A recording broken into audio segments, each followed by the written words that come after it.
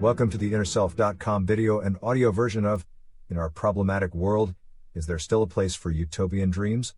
Written by Bryan Stanley Turner.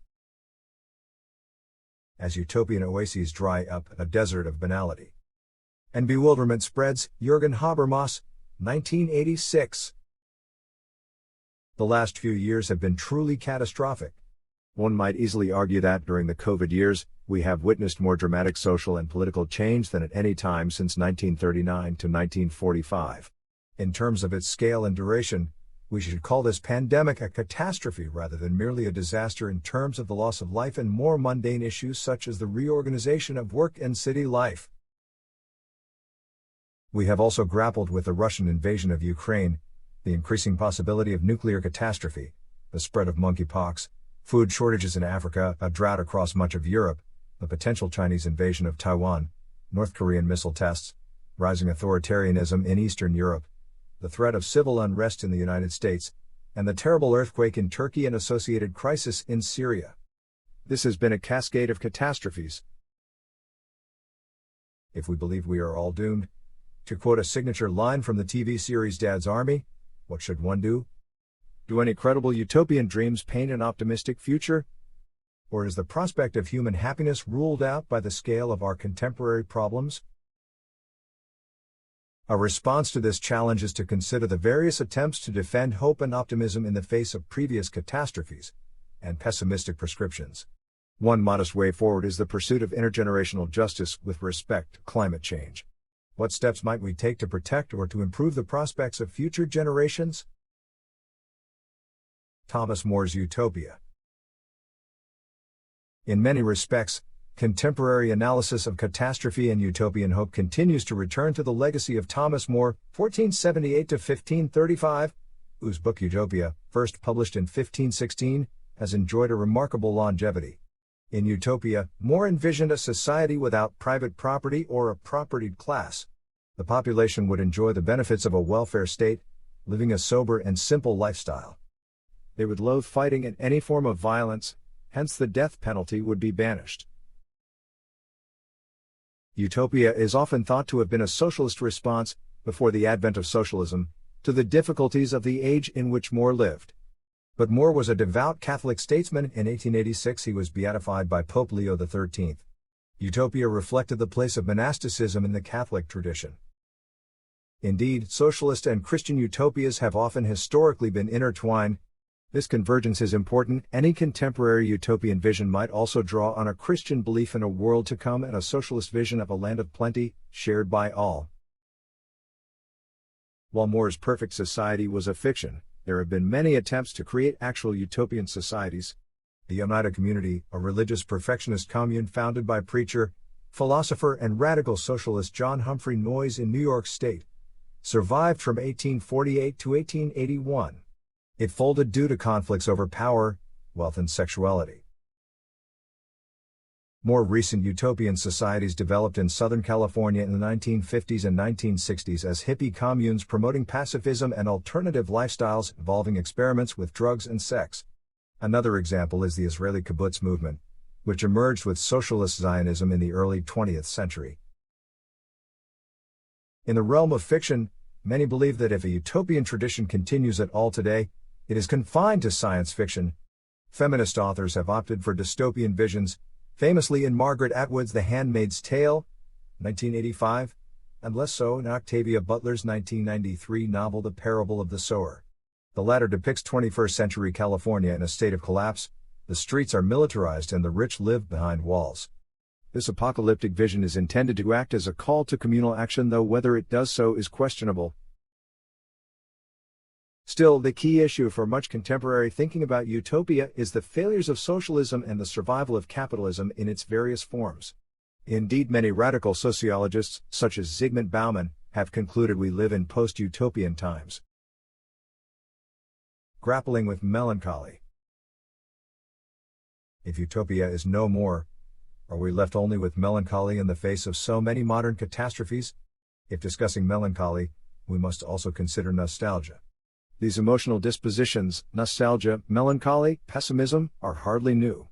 For instance, Robert Burton's The Anatomy of Melancholy, first published in 1621, went through many reprints. He rejected what he called unlawful remedies, relying ultimately on our prayer and physic both together. Debate about melancholy was also a basic aspect of psychology in the earlier Tudor period.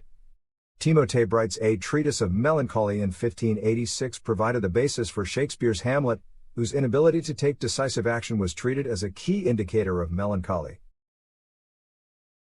Such historical details remind us that disease categories tell us a lot about social and political conditions. In the history of medical thought, for instance, melancholy was once seen to be the specific companion of intellectuals and monks, who suffered from isolation, contemplation, and inactivity. Modern-day thinkers in particular may suffer from what Antonio Gramsci called pessimism of the intellect, optimism of the will. He meant often rational reflection on our problems leads to pessimism, but we need to counter that by action. Getting involved is more likely to result in a renewed optimism and confidence about the future. World pain. Germany has a well-established vocabulary for unhappiness and melancholy. The word Weltschmerz means world weariness or world pain. The idea that the world, as it is, cannot satisfy the needs of the mind, became part of the regular currency of Romanticism. Philosopher Friedrich Nietzsche promoted nihilism as response to the meaninglessness of existence. Sigmund Freud saw human evil as unavoidable and ubiquitous, rooted in the basic instincts of our nature. German sociologist Wolf Lepenies, in his 1992 book Melancholy and Society, traces the origins of Weltschmerz to the peculiar status of the bourgeois class, who were permanently excluded from entry into the world of the prestigious elite. However, the driving force in Germany after both world wars was the sense of suffering and loss from warfare with no tangible or beneficial outcome. Another German sociologist, Max Weber, is a major figure in understanding German pessimism. In 1898, Weber suffered from severe neurasthenia due to years of overwork. The condition forced him to withdraw from teaching in 1900. In the 2 years between the end of the First World War and the Treaty of Versailles, Weber had time to write some of his most provocative reflections on the fate that had befallen Germany. Not a summer's bloom lies ahead of us, he wrote, but rather a polar night of icy darkness and hardness. Beyond the secular standpoint, German social theorist Jürgen Habermas has argued utopian traditions, which imaginatively open up new alternatives for action, are now more or less exhausted. While Habermas has a basically secular view of history, many modern philosophers have turned to religion to extract some hope for the future. Contemporary secular philosophers such as Alain Badiou have been struck by Paul the Apostle's proclamation of universalism in the Bible: there is neither Jew or Greek, slave nor free, male nor female, but all are gathered together in Jesus Christ. Paul's universal gospel had world-changing consequences. What Badiou calls truth events are major disruptions to our lives out of which we emerge as different beings. Out of these disruptions, he argues, there are grounds for hope. Hope, he concludes, pertains to endurance, to perseverance, to patience. Qualities that characterize Paul's personality in the face of many trials and tribulations. In the West, these two utopian traditions, the Judeo-Christian and the secular socialist Marxist, have in fact merged. Both traditions have equated the coming of a new order with the overthrowing of powerful rulers and the uprising of the poor, the needy and the oppressed. The crucifixion of Christ was interpreted by Paul in the New Testament as the overthrow of the military and political might of the Roman Empire. For Marx, the class struggle would overthrow the power and privilege of the capitalist class, ushering in an age of equality and justice. But are these utopian traditions exhausted? Marx had a utopian picture of large-scale change, indeed the emergence of new societies.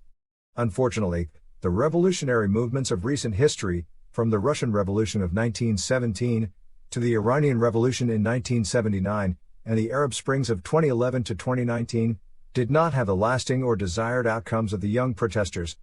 These apparent failures contrast with more lasting outcomes from radical movements in South America. For instance, widespread protest movements in modern-day Iran suggest hope for social and political change, as not be extinguished. Similarly, Israel has recently been swamped by protest movements in support of democratic institutions. Sociologist Ulrich Beck argues that even the worst catastrophes, such as the Tohoku earthquake and tsunami in Japan in 2011, can have emancipatory consequences. Destroyed communities can still experience collective hope and regeneration. Towns are rebuilt and communities pull together.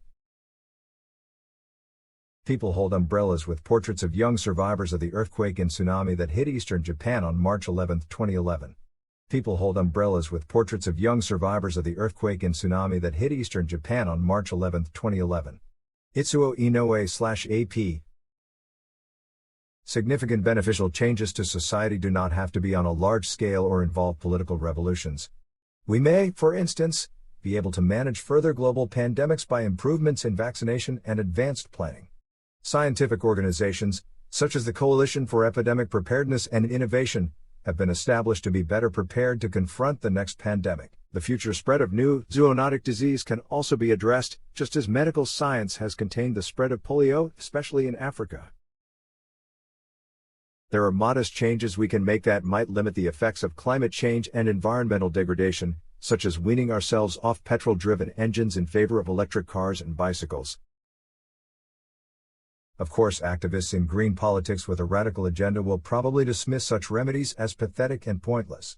In response, we might say that large-scale solutions in the climate change agenda, such as the end of dependence on fossil fuels, show no sign of being enthusiastically embraced by most Western governments. Perhaps we need a compelling moral argument to engage ordinary citizens in green thinking.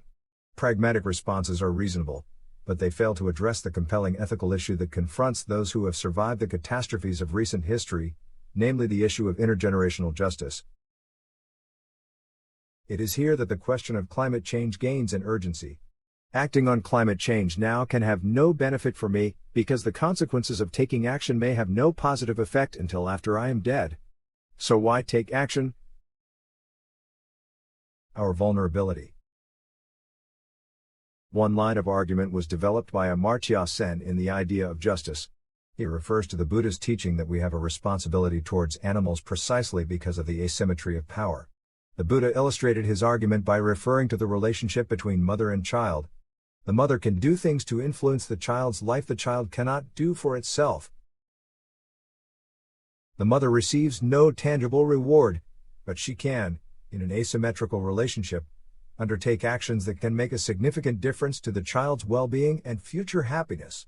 Acting now on climate change can reasonably be expected to enhance the benefits of future generations to come, so it is reasonable to do so. Such actions can be seen to be justice-enhancing in sense terms. If the utopian dreams of yesteryear from Moore to Marx are exhausted and the generation that fueled the communal experiments of the 1960s is now in retirement, then Sen's idea of justice may be better suited to our times.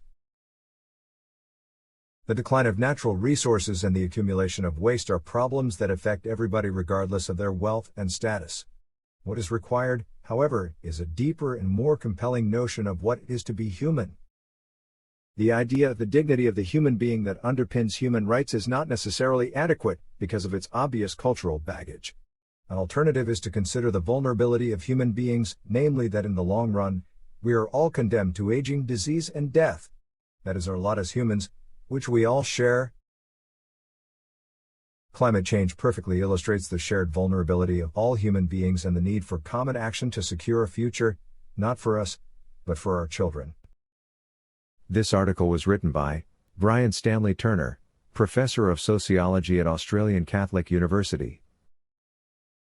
Bryan Turner's book, A Theory of Catastrophe, is published by De Gruyter Contemporary Social Sciences.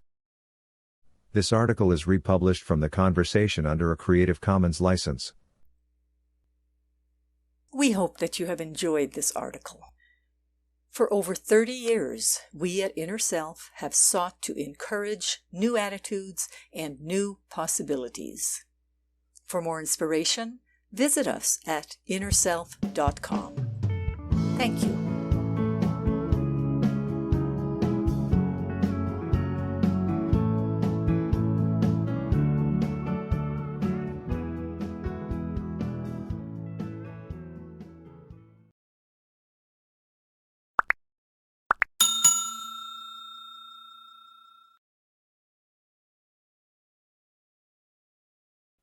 Visit the Inner Self Market for new attitudes and new possibilities.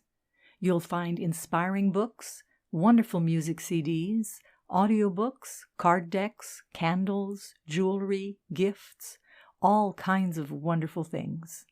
Visit us at market.innerself.com.